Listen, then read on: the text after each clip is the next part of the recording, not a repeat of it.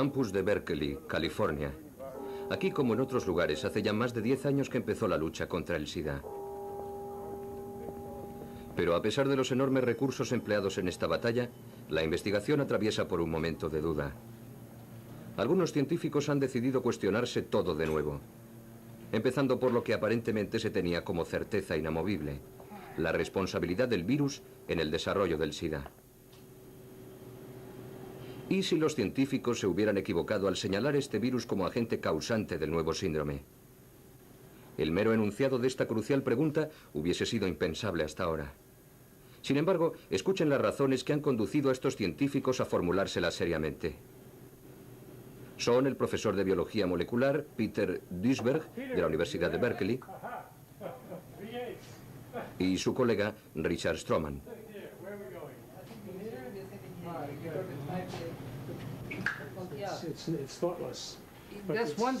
Por haber dicho lo que ustedes van a oír ahora, estos dos investigadores han sido tachados de inconscientes. Sin embargo, forman parte de la élite científica norteamericana. Yo no creo que se haya descubierto aún la causa del SIDA. Desde luego que no. Si se hubiera descubierto, a lo largo de estos 10 últimos años hubiéramos avanzado enormemente en su tratamiento y en su prevención. Pero no ha ocurrido así. Se están descubriendo muchas cosas acerca del VIH. Esto no se cuestiona. Quiero decir que sabemos más del virus de lo que aparentemente necesitamos saber, pero no estamos descubriendo nada sobre el SIDA.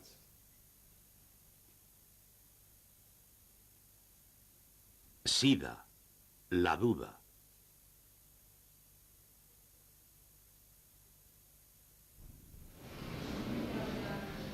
Abril 1984. El profesor Gallo anuncia que se ha conseguido identificar la causa del SIDA. La clase científica americana se congratula de esta gran victoria, hasta que se dan cuenta de que el virus, teóricamente encontrado en su laboratorio, proviene de otro lugar. Es aquí, en el Instituto Pasteur de París, donde el virus del SIDA ha sido identificado y aislado por primera vez por el equipo del profesor Montagnier. Terminada la polémica sobre el origen del virus, que mantuvo enfrentados durante un tiempo a Gallo y Montagnier, ambos científicos se ponen rápidamente de acuerdo en identificarlo como el causante del SIDA. Bien, yo creo que hay que ser cauteloso en este tema. Me parece que lo prudente es que mantengamos la duda. La duda es un hecho científico. No hay dogmas en la ciencia. De cualquier manera, yo no creo que al decir que el VIH es la causa del SIDA esté enunciando un dogma religioso. Mi opinión es que se trata de una afirmación basada en datos. Datos que actualmente son numerosos y que a medida que pasa el tiempo van en aumento. Cada vez es más pequeño el número de personas que rechaza estos datos. Hay que estar ciego, sordo y mudo para no aceptar que este virus está efectivamente asociado al SIDA. Al igual que el profesor Wayne Hobson que vemos aquí, todos los científicos del mundo coinciden en que el enemigo a combatir es el VIH. Todos menos uno.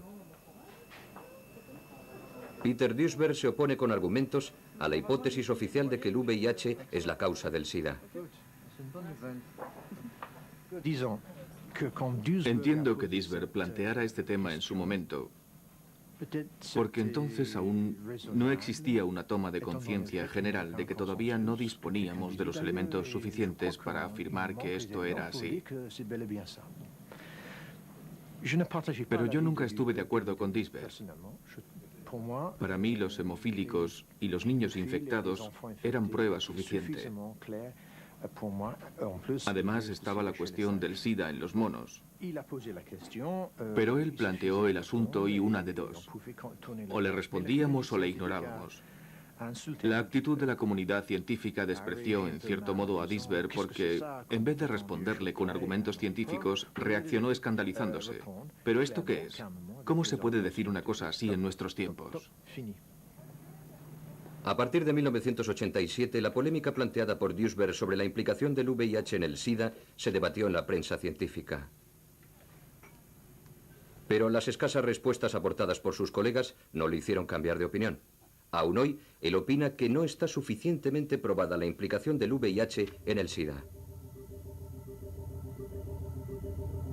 El VIH que vemos en estas imágenes pertenece a un determinado tipo de virus, los llamados retrovirus, que Duisberg lleva estudiando desde hace más de 30 años.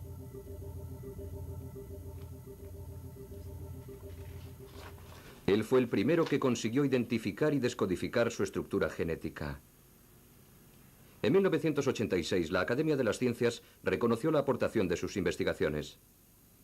Desde entonces, Duisberg está considerado como uno de los más importantes especialistas en los retrovirus. He descubierto que los retrovirus no matan las células, ni provocan enfermedades, a no ser que sean extremadamente activos y numerosos en un animal, y probablemente también en el ser humano, aunque todavía en este último caso no lo hayamos comprobado. Pero aún no hemos encontrado un solo animal o ser humano que esté libre de la presencia de retrovirus. Todos los seres vivos albergan retrovirus idénticos al VIH. Están en estado latente, presentan la misma estructura genética, el mismo mecanismo de replicación, la misma tasa de mutación, idéntica transcriptasa inversa. Son exactamente iguales, pero no producen enfermedades. Son los virus menos dañinos que hemos observado jamás. Por eso, desde hace casi 20 años, muchos de nosotros estamos estudiando los retrovirus como posibles agentes productores del cáncer, precisamente porque no matan a las células. Duisberg aplica esto mismo al VIH y deduce que el virus del SIDA no puede destruir los linfocitos T4, que son las células que permiten al organismo luchar contra las infecciones. Aun suponiendo que pudiera destruirlas, se ha podido observar que el VIH infecta muy poco los linfocitos T4. Dicho de otra forma, existen muy pocas probabilidades de que pueda provocar daños importantes en el sistema inmunológico. Además, entre el momento de la infección por el virus del SIDA y la aparición de los primeros síntomas de la enfermedad, transcurre un periodo de tiempo que puede llegar a ser de 5 a 10 años o incluso más, lo que demuestra que es un virus de comportamiento absolutamente atípico. Las enfermedades causadas por virus aparecen cuando muchos virus atacan a muchas células. Si un virus ataca una sola célula, la infección no es perceptible. Si una persona está infectada por la gripe, la sífilis, la gonorrea o un herpes, al cabo de 2 o 3 semanas aparecen los síntomas. O bien no se presentan nunca porque puede que el sistema inmunológico los reconozca y frene la infección. Por eso pasamos por un periodo de latencia de 1, 2 o 3 semanas, a veces solo de días, porque el virus necesita reproducirse en gran número en nuestro organismo para matar células. Entonces es cuando nos ponemos enfermos.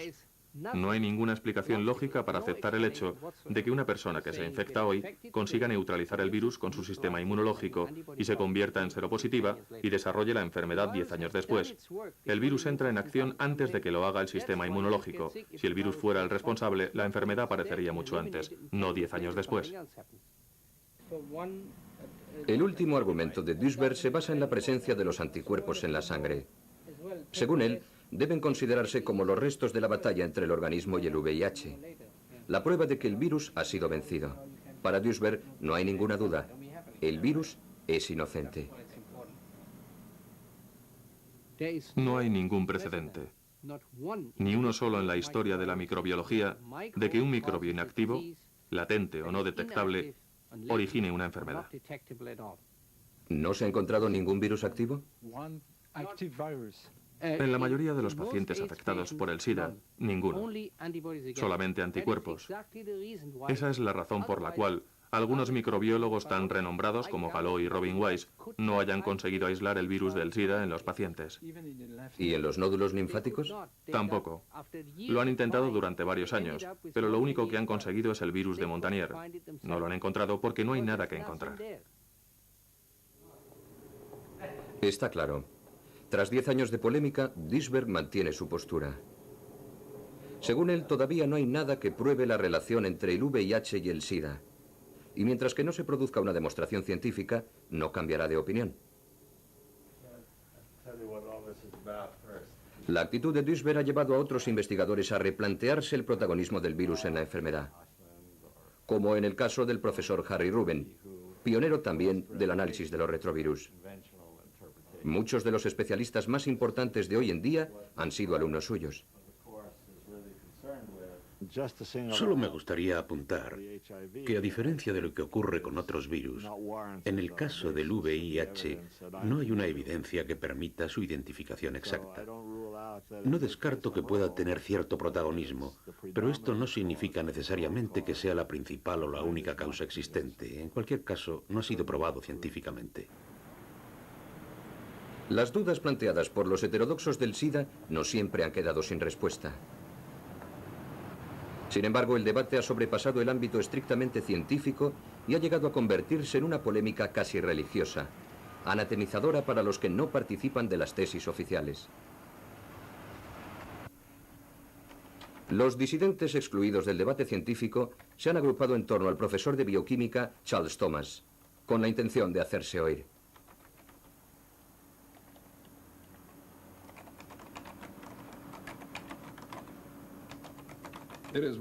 La opinión generalizada entre la gente es que el causante del SIDA es un retrovirus conocido por VIH. Sin embargo, muchos científicos biomédicos ponen en duda esta hipótesis. Nosotros proponemos que un grupo de científicos independientes pondere de manera exhaustiva todas las pruebas existentes a favor y en contra de esta posibilidad. También proponemos que se efectúen estudios epidemiológicos críticos. Hemos enviado nuestra propuesta a varias publicaciones científicas, pero ninguna la ha publicado, a pesar de que iba avalada por la firma de casi un centenar de prestigiosos investigadores.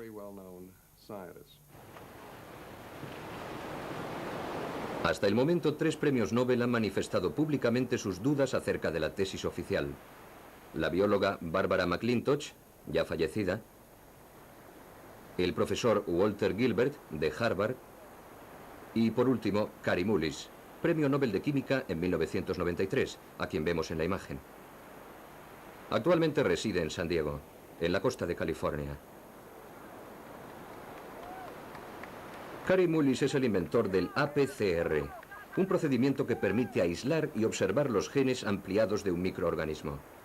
Este descubrimiento ha revolucionado el trabajo de los científicos en todos los laboratorios del mundo y se ha convertido en un instrumento valiosísimo en la investigación sobre el SIDA, lo que ha llevado a Mullis a profundizar en este tema y a poner en duda determinados aspectos incuestionados hasta ahora.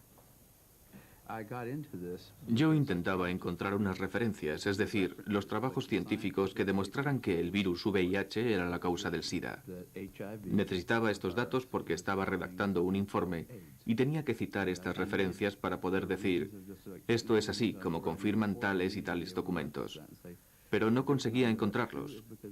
En anteriores trabajos nunca había tenido el menor problema a la hora de buscar las fuentes científicas sobre las causas de algún fenómeno. Normalmente es fácil encontrar estos datos recurriendo a publicaciones especializadas. Se averigua quién ha estudiado determinado tema, qué descubrimientos ha realizado y cuál es su tesis de trabajo. Pero esta vez no fue así. Pregunté a todos los investigadores sobre el SIDA por qué opinaban que el VIH era la posible causa de la enfermedad. ¿Cómo tenían la certeza? ¿Con qué documentos trabajaban? Todos me contestaban, pues hay un montón de datos que lo avalan. Y yo les decía, ¿podría decirme exactamente cuáles? Yo estaba deseando encontrar lo que buscaba para terminar mi trabajo. Necesitaba esos datos para citarlos en mi informe sobre el VIH en la sangre. Solo quería eso. Solo quería documentar mis teorías y para ello necesitaba la prueba de que el VIH era la posible causa del SIDA. Pero no pude conseguirlo. Nadie me daba la respuesta. Siempre me contestaban que los papeles los tenían en la oficina y yo decía, bueno, pues envíeme esos documentos desde su despacho. Pero nadie lo hizo. Para Mullis, esta dificultad en conseguir las pruebas demuestra que la investigación se ha realizado sin respetar las reglas más elementales de la metodología científica. Mullis es de la opinión de que en el tema del SIDA todo se ha hecho con demasiada precipitación. La investigación, la divulgación pública, el intercambio de opiniones entre la comunidad científica y, por último, la conclusión a la que se ha llegado, que no es más que una verdad a medias. Normalmente la ciencia no suele discurrir por esos caminos. Cuando se quiere afirmar algo, hay que experimentarlo previamente para obtener unos resultados. Hay que estudiar el tema con detenimiento y preguntarse si hay algo en lo que nos hayamos podido equivocar. Si es así, conviene realizar un nuevo experimento para comprobar los datos. Las ruedas de prensa deben convocarse después de concluir este proceso. Esta es la manera de establecer las evidencias científicas. En el caso del SIDA, efectivamente se convocó una conferencia de prensa en la que se afirmó: el VIH es la causa del SIDA. El Centro de Control de Enfermedades en Atlanta se hizo eco de estas palabras añadiendo: cuidado, el VIH es un organismo peligroso. Si lo encuentran en un paciente que presenta determinado tipo de síntomas, deben informarnos. Y se lo comunicaron a todos los médicos. Sin embargo, no explicaron por qué lo sabían. Se convirtió en una verdad con demasiados interrogantes, pero no puede considerarse en modo alguno una verdad científica. Mullis opina que se han realizado suficientes estudios sobre el SIDA. Sin embargo, aún no tenemos los datos necesarios para confirmar que el VIH es su agente causante. Necesitamos una evidencia científica que demuestre la certeza de esta hipótesis.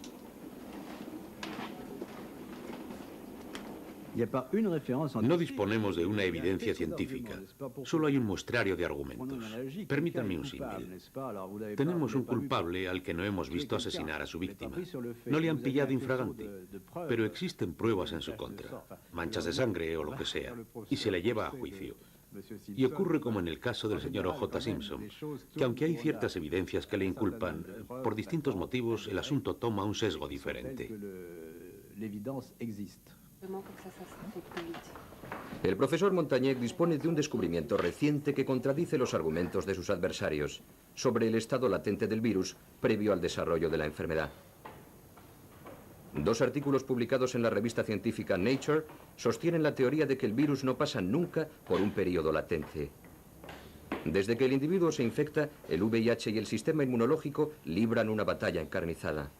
Batalla que finaliza con la victoria del virus. John Maddox, redactor jefe de la revista, ha pedido a Duisberg, a Mullis y a los que rechazan el protagonismo del VIH en el SIDA que reconozcan públicamente su equivocación.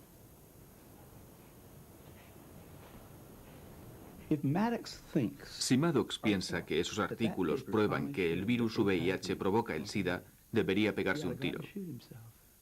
Nunca ha aceptado las hipótesis alternativas de las personas como yo. Siempre ha mantenido una opinión cerrada. ¿Por qué todo el mundo ha aceptado sin pestañear que este virus es el causante? Si hasta 1995 no se sabía el origen del SIDA, ¿por qué llevan 10 años actuando como si lo hubieran sabido desde el principio? A pesar de los artículos de Nature, Mullis mantiene su postura no solamente por lo que acaba de explicar, sino fundamentalmente porque estos trabajos no aportan, según su opinión, ninguna luz sobre el papel del virus en la destrucción del sistema inmunológico. Lo que, proviniendo de un premio Nobel, constituye una razón de peso. Estoy absolutamente convencido de que no es la causa del SIDA. Los hechos están ahí. Si queremos tenerlos en cuenta, demostrarán que el VIH no es el causante del SIDA. ¿Existe el SIDA? Todas las enfermedades que se asocian al SIDA existen. Muchas de ellas desde hace mucho tiempo. Pero nunca aparecían en las mismas personas a la vez, lo que parece indicar la presencia de algún tipo de síndrome. En realidad, si analizamos dolencias como la neumocistis carinea, el sarcoma de Kaposi y la aparición de hongos en la garganta, en la cabeza, en la cara y en las extremidades, descubriremos que todas esas afecciones tienen una causa determinada, pero que no siempre es la misma. No hay ninguna razón para creer que todas responden a la misma causa. El sarcoma de Kaposi. A principios de los años 80, cuando aparecieron los primeros casos de SIDA en San Francisco, los homosexuales infectados presentaban un tipo de cáncer de piel muy poco común, el sarcoma de Kaposi. Esta enfermedad se manifiesta por la proliferación de manchas marrones por todo el cuerpo. Para la mayoría de los especialistas, el sarcoma de Kaposi en los homosexuales contaminados por el virus se convirtió rápidamente en la marca identificativa del SIDA, su seña de identidad más evidente. Sin embargo, hasta el momento nadie ha podido establecer de forma clara el papel del virus en la aparición del sarcoma de Kaposi. Es más, se ha descubierto un nuevo agente, otro posible culpable.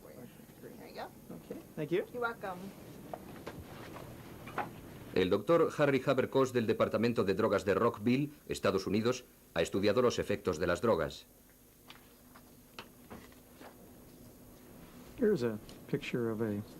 Él ha sido uno de los primeros en establecer una posible relación entre la aparición del sarcoma de Kaposi y el popper, una droga afrodisíaca muy extendida entre los homosexuales hasta los años 90.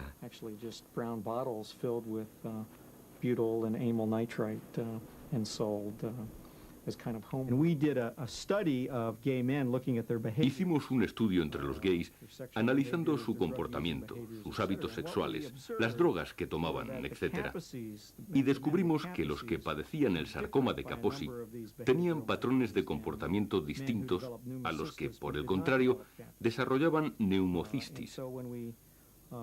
Y descubrimos que la diferencia radicaba en la utilización o no del popper.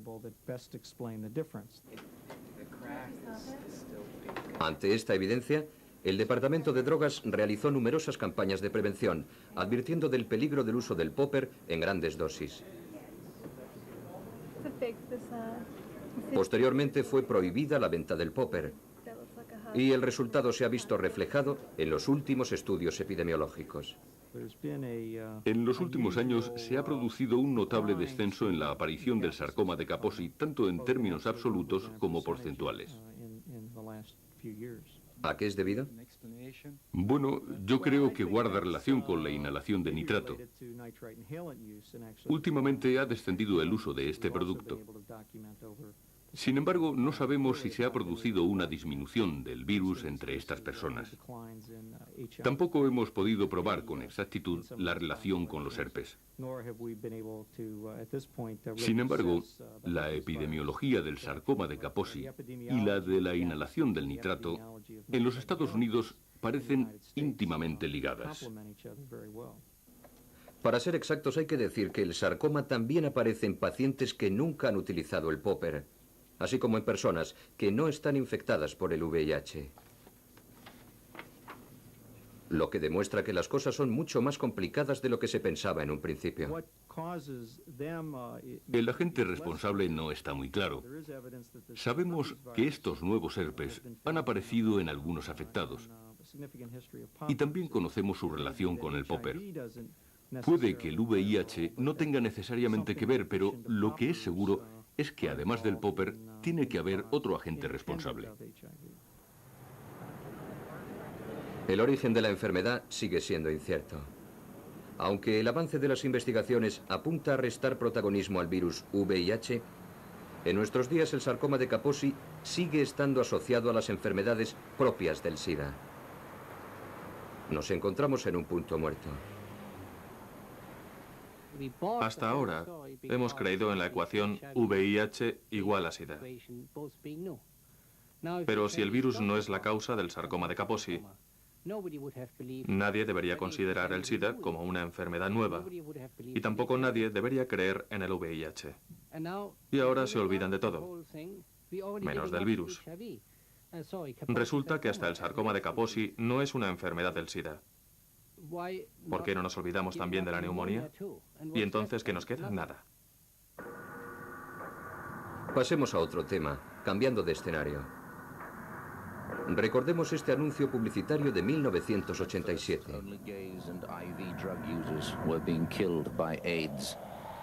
But now we know every one of us could be devastated by it. The fact is, over 50,000 men, women and children now carry the AIDS virus. That in 3 years, nearly 2,000 of us will be dead.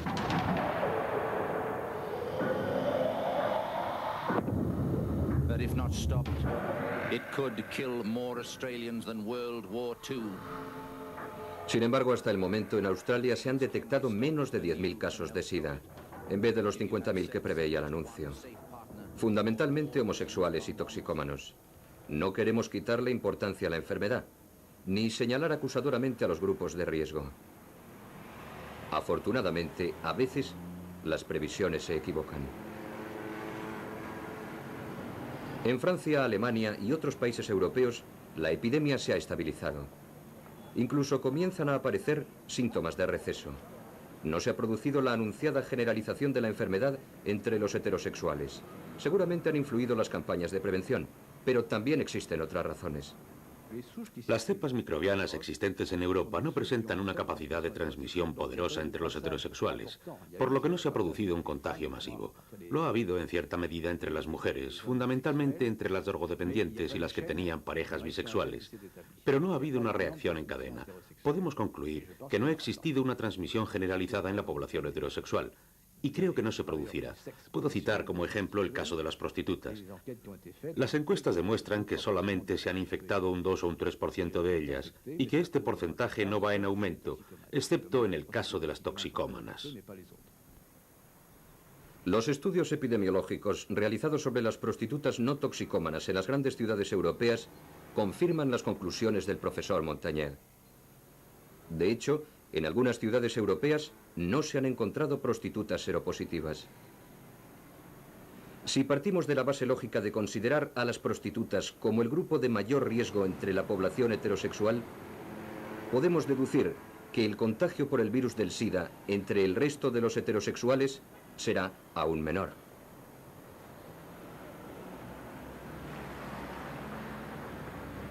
¿Debemos, por tanto, concluir que no se producirá una propagación del virus entre la población heterosexual? Los datos que posee el Centro Europeo para la Vigilancia del SIDA, organismo que dirige la mayor parte de los estudios epidemiológicos, no apuntan en esa dirección. El VT2 diferente del VT3. En general, es verdad que los homosexuales y los toxicómanos siguen siendo, 15 años después de la aparición de la enfermedad, los grupos más afectados, mucho más que la población heterosexual. Pero esto no quiere decir que en el futuro no se produzca la propagación del SIDA a este otro segmento de la población. En realidad, estamos asistiendo a una difusión lenta y progresiva del virus, mucho menos fulminante que la de los otros dos subgrupos. La extensión de la enfermedad parece haberse estabilizado. Pero este fenómeno no debe hacernos bajar la guardia.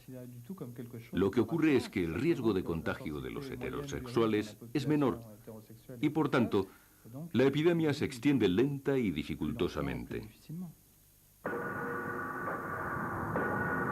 La amenaza del SIDA que ha planeado sobre Europa en los últimos 10 años parece haberse alejado para centrarse en África.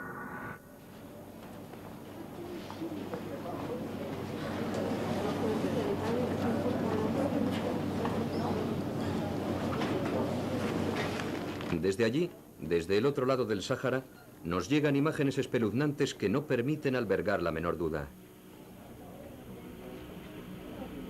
El SIDA azota a todos por igual: ancianos, jóvenes, mujeres y hombres. Según la Organización Mundial de la Salud, millones de personas están infectadas por el VIH. La epidemia se ceba en el continente. ¿Quién podría poner en duda la magnitud de la tragedia? En estos países, la polémica no se centra sobre el alcance de la enfermedad, sino sobre el nombre que debemos asignarle. África se muere, pero ¿de qué? Es verdad. Sé por experiencia que los test que se realizan aquí, muy sensibles y específicos, pierden eficacia al aplicarlos a sueros africanos. Ello es debido a varias razones. En primer lugar, los africanos padecen infecciones recurrentes o crónicas, como el paludismo, lo que provoca una tasa de anticuerpos anormalmente elevada. Por tanto, se pueden producir reacciones no específicas que den lugar a errores en los resultados, a falsos seropositivos en las pruebas de SIDA. También existe una enorme diversidad en las cepas africanas. Encontramos allí todas las variantes posibles del virus. Y en muchas ocasiones las pruebas no están convenientemente adaptadas. Por tanto, es necesario realizar un estudio exhaustivo. ¿Ponen en duda nuestras hipótesis los datos que llegan de África? No lo creo, porque todas las estimaciones han sido obtenidas mediante métodos diferentes y muestran un abanico de posibilidades. Basta visitar cualquier hospital de África para darse cuenta de que la mayoría de los pacientes padecen el SIDA.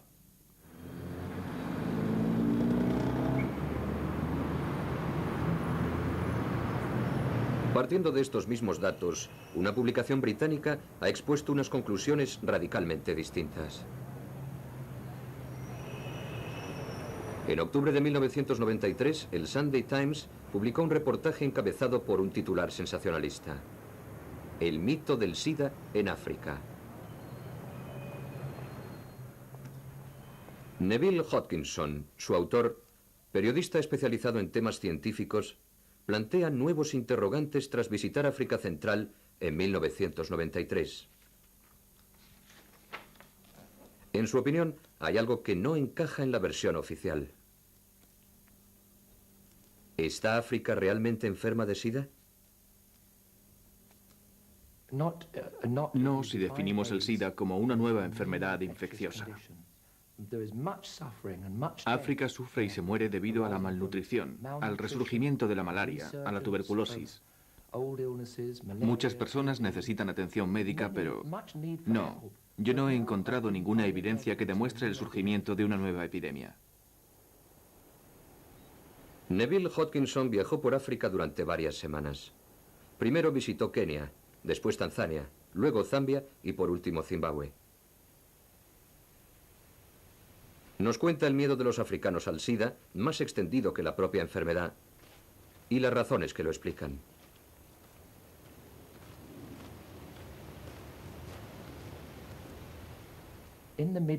A mediados de los años 80 llegaron los científicos americanos con los nuevos test del SIDA y empezaron a aplicarlos a grandes grupos de población. Observaron que casi el 50% de las personas estudiadas daban positivo en las pruebas y proclamaron: el VIH está aquí desde hace muchos años. África está a punto de sucumbir a la mayor epidemia de la historia. Y claro, crearon un clima de auténtico pánico. El terror está presente en todas partes, y de forma infundada, según escribe Neville. Él no ha visto el SIDA. No lo ha encontrado en las aldeas diezmadas por la malaria, ni en los cementerios improvisados para hacer frente a la hecatombe. África se muere, como siempre, a causa de algo que no tiene nada que ver con una nueva enfermedad que en Occidente llamamos SIDA. Cuando llegué a África, lo primero que me sorprendió fue no encontrar esos hospitales atestados de enfermos de SIDA, esos pueblos arrasados por la enfermedad de los que tanto se había escrito. Pero cuando preguntaba de qué se estaban muriendo, siempre me contestaban: de SIDA. Yo decía: bien, ¿pero de qué enfermedad? Porque el SIDA es un síndrome de inmunodeficiencia. Y me contestaban: bueno, este paciente tiene tuberculosis, este otro una diarrea crónica y este malaria. Había muchas enfermedades diferentes, fiebres, diarreas,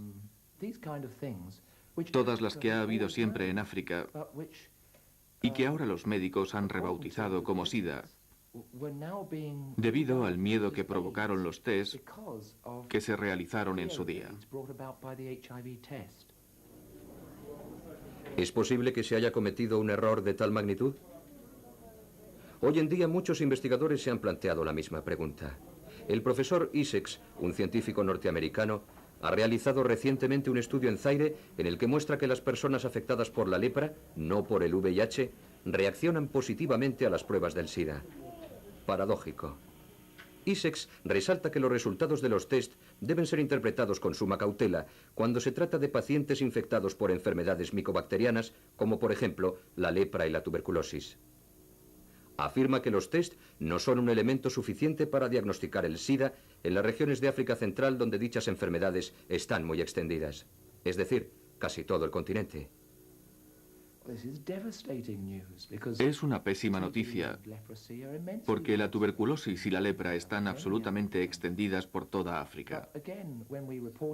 Pero como siempre que informamos sobre esto, ningún científico especializado se ha hecho eco de nuestras palabras. Pretenden seguir adelante como si nada hubiera ocurrido. Hasta el momento, Hodgkinson no ha obtenido respuesta alguna. Ni por parte de los periodistas que están en desacuerdo con él, ni por parte del propio profesor Issex.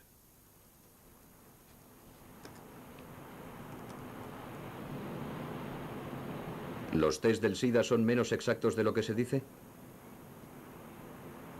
Aquí, en Australia, un equipo de investigadores de Perth ha realizado un estudio exhaustivo sobre este tema. Y precisamente en este hospital.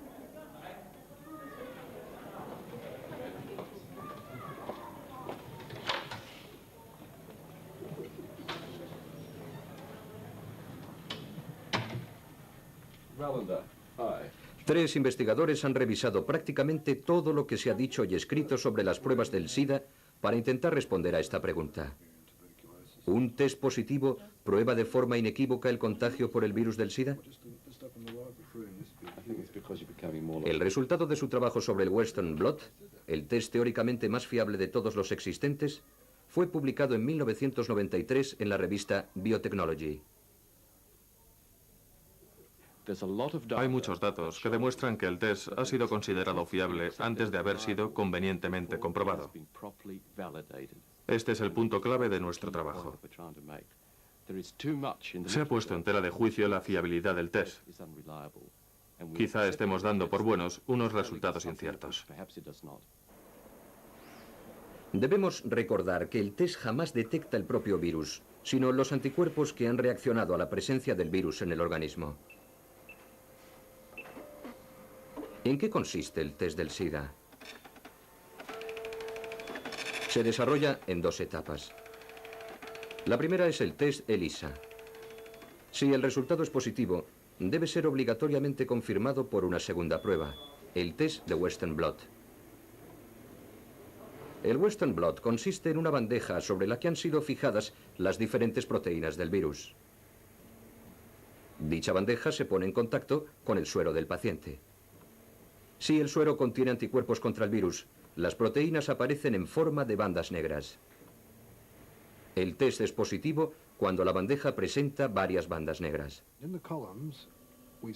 Hasta aquí todos de acuerdo, pero posteriormente las cosas se complican porque los criterios valorativos cambian de un país a otro.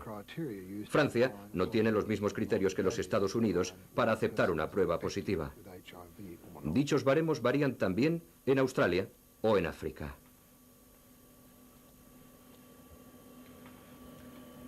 En estas columnas podemos observar los distintos criterios que se emplean para definir un test Western Blot positivo, es decir, para establecer cuándo una persona está o no infectada por el VIH. Los criterios que se aplican varían en cada país e incluso en las distintas instituciones de un mismo país. Si aparecen dos bandas negras en el test de un paciente, sería considerado seropositivo en África y en algunos estados de Norteamérica, pero no lo sería en Australia, ni en otros estados americanos, ni en Francia. Si aparece una tercera banda, una P24, no será considerado seropositivo en Australia, ni en muchas partes de América, ni en Francia. Si aparecen 4 bandas, tampoco se les considera infectados por el VIH, ni en Australia, ni en Francia. No puede considerarse infectada a una persona aquí y allí no. O se está infectado por el virus o no se está. Con estos criterios no vamos a ningún lado. No es fácil encontrar una explicación lógica a la arbitrariedad de estos baremos. Se deberían aplicar los mismos en todas partes. ¿No sería más sencillo y más seguro? Pero los laboratorios no son de la misma opinión. La sangre contaminada, dicen, sean cuales sean los criterios aplicados, reacciona positivamente y siempre aparecen todas las proteínas del virus. En ello radica la diferencia con la sangre no contaminada. Aunque se unifiquen los criterios, seguiremos teniendo el problema de la imposibilidad de repetir un mismo test. Es muy difícil hacer 2 tests idénticos. Por ejemplo, este test de una misma sangre ha sido realizado por 19 laboratorios norteamericanos diferentes. Los mejores laboratorios, los más prestigiosos. Cada bandeja corresponde a un laboratorio distinto. En algunas aparecen varias bandas negras, en otras tan solo algunas. En la bandeja del centro, en la letra I, no aparece ninguna. Pero el suero pertenece a un mismo paciente infectado por el virus del SIDA. Los laboratorios australianos han detectado errores aún más graves. Para intentar explicar el porqué de estas enormes diferencias, me gustaría mostrarles el estudio realizado por los analistas norteamericanos. En 1991, el Diario Americano de Patología Clínica envió 101 muestras negativas, es decir, que no tenían bandas de sueros Western Blot, a 3 laboratorios distintos. En 67 muestras contestaron que no aparecían bandas. En 13, que aparecían bandas de distinto tipo. En una, P41 y en otra, P24. En 2 muestras, P24, 32 y 41-120, lo que para muchos laboratorios se considera un resultado positivo. Sin embargo, todos los sueros eran negativos. Es decir, que el análisis de un suero puede resultar positivo en un laboratorio y negativo en otro. Los australianos opinan que los resultados contradictorios ponen en entredicho la validez del propio test, su capacidad para determinar si una persona está o no infectada por el virus, lo que los científicos denominan especificidad. La especificidad de un test asegura que el resultado sea positivo solo cuando el virus está presente en la sangre. Si el virus no está en la sangre y a pesar de ello hay un resultado positivo, el test no es específico. Los australianos han llegado a afirmar que los resultados positivos en las pruebas del SIDA no confirman de manera absoluta que una persona esté infectada por el VIH. Para comprobarlo, han realizado pruebas de SIDA a ciertos animales que no sufren la infección por el virus. Por ejemplo, a estos ratones, a los que se les ha inyectado sangre de otro ratón y se les han encontrado anticuerpos. También a estos perros. De los 144 perros utilizados, la mitad presentó los mismos resultados que los ratones. Se han realizado pruebas a partir de sueros extraídos en 1968 a indios amazónicos. Muchas de ellas dieron resultados positivos a pesar de que en esas tribus no se ha producido nunca ni un solo caso de SIDA. Lo mismo ocurre entre algunas poblaciones de ciertas regiones de África. Los virólogos que trabajan con el virus del SIDA están acostumbrados a este tipo de reacciones falsas. Están provocadas por la presencia de anticuerpos distintos a los que reaccionan contra el virus del SIDA. Los australianos están convencidos de ello y plantean además otra cuestión. ¿Cómo determinar con exactitud si un paciente cuyas pruebas han sido positivas está realmente infectado por el VIH y no por otra cosa? Ahora sabemos que los homosexuales, los consumidores de drogas y los hemofílicos, los grupos de riesgo más importantes, al estar expuestos a agentes externos, tienen más capacidad para desarrollar diversos tipos de anticuerpos. En estos casos, es imprescindible conocer la especificidad del test. Es muy posible que este test no indique la infección del virus VIH en ninguna de estas personas. Lo que significa es que hay una falta de uniformidad en la interpretación de los tests, una falta de uniformidad en la comprensión de la naturaleza del test y una falta de uniformidad en la apreciación de los efectos de la enfermedad. Hasta que no se solucionen estos problemas, no debemos considerar el mecanismo del virus como el causante del SIDA. La mayor parte de los científicos cree que los problemas que surgen en la interpretación de las pruebas son muy escasos. Además, para evitar errores, se realizan numerosos controles de calidad. La duda planteada desde hace ya más de 10 años por los investigadores que aparecen en este reportaje ha comenzado a socavar las verdades oficiales. También ha anidado en el seno de la comunidad científica. En esos círculos, la polémica está sobre el tapete, con menor virulencia ciertamente que en casos anteriores. La ecuación VIH igual a SIDA ha sido revisada a la luz de los nuevos descubrimientos sobre la enfermedad, y este proceso se ha visto reflejado en la prensa. Todo hubiera sido muy sencillo si, tras descubrir el virus del SIDA, hubiéramos descubierto un medicamento antirretrovírico que frenara la enfermedad y curara al paciente. Pero en realidad nos dimos cuenta de que las cosas eran mucho más complicadas. Una sustancia que in vitro era capaz de frenar la reproducción del virus del SIDA no servía para bloquear la enfermedad en los pacientes. Había que seguir buscando. Había que intentar llegar a comprender por qué la epidemiología del SIDA no es igual en los países industrializados que en los países en vías de desarrollo, en África o en Asia. Por tanto, había que intentar dar respuesta a muchos interrogantes, y la presencia del virus no explicaba por sí misma todos ellos.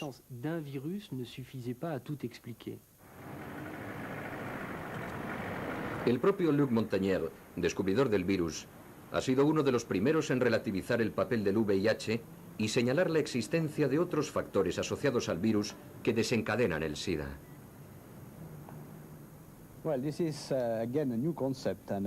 Nos encontramos en San Francisco en 1990, en un momento muy importante en el que se estaba celebrando la 6ª Conferencia Internacional sobre el SIDA.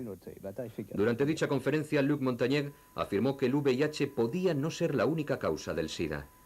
Para el virólogo Pasteur, el VIH tiene un cómplice, el micoplasma.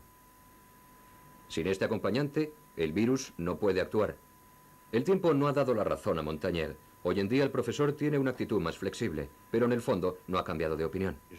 Puedo decirle que tenemos argumentos muy sólidos para afirmar que junto a otros factores infecciosos conocidos, los virus y las bacterias, poseen también las propiedades necesarias para desempeñar un papel importante en el SIDA. Ahora se trata de averiguar el papel del micoplasma, su interacción con el virus. ¿Precede a la infección viral y se extiende a causa de la inmunodepresión provocada por el virus? ¿O bien se produce una infección simultánea porque el micoplasma, que probablemente también se transmite por vía sexual, puede contagiarse al mismo tiempo que el virus? ¿Qué papel desempeña en el desarrollo de la enfermedad? Por ahora no tenemos una respuesta. Los últimos descubrimientos realizados en el laboratorio apuntan a la idea de que el micoplasma puede tener un papel muy importante en el desarrollo del SIDA. Sin embargo, a pesar de las últimas aportaciones, para la comunidad científico-médica, el virus VIH sigue siendo el principal culpable. Algunos científicos, como Duisberg y Rubin, que no comparten las tesis aceptadas por los investigadores de casi todo el mundo, se ven obligados a aventurar nuevas hipótesis. A buscar nuevos culpables, con sus escasos medios y con la única ayuda de la certidumbre basada en la experiencia adquirida en sus campos de investigación. En todo el país, en todos los pacientes de SIDA, no se ha realizado ni un solo estudio científico sobre los efectos a largo plazo de las drogas inyectadas o inhaladas. No se ha llevado a cabo ninguno. Aunque ya han muerto 150.000 afectados por el SIDA, que eran consumidores de drogas intravenosas. 250 que inhalaban popper, tomaban anfetaminas, y que murieron o enfermaron de SIDA debido al consumo de estas drogas. Básicamente, mi opinión es que hay muchos factores coadyuvantes y que el VIH puede ser uno de ellos. No descarto esa posibilidad, como tampoco descarto el papel de las drogas y de otros hábitos de vida. Las drogas intravenosas y otros agentes de contagio, e incluso la intervención de otros microorganismos. Esta hipótesis puede resultar sorprendente, pero cuando menos merece ser científicamente argumentada. Pero esa es otra historia. Nuestro objetivo es demostrar que existen varios puntos oscuros en torno a las causas del SIDA y que, por prudencia, se debería prestar atención a todas las posturas, a todas las hipótesis, hasta las más inquietantes. Nos gustaría que el siguiente testimonio fuera algo más que una simple aportación. Nos referimos a Daniel Kosland, antiguo redactor jefe de la revista Science. Escuchemos sus palabras. Seguiremos debatiendo sobre la causa del SIDA hasta que consigamos curarlo. Hasta entonces, siempre habrá personas que digan que no vamos por buen camino, que deberíamos intentarlo por otras vías. No creo que consigamos evitar que pongan en tela de juicio nuestro trabajo hasta que encontremos la solución. Cuando ésta aparezca, el debate habrá llegado a su fin. ¿Considera positivo que personas como Duisberg y otros mantengan abierta la polémica? Sí, absolutamente. Aunque Duisberg ha hecho afirmaciones con las que no está de acuerdo la mayoría de la gente, es importante que se conozcan para demostrar que no somos un búnker apegado a una verdad absoluta. Es el único camino posible.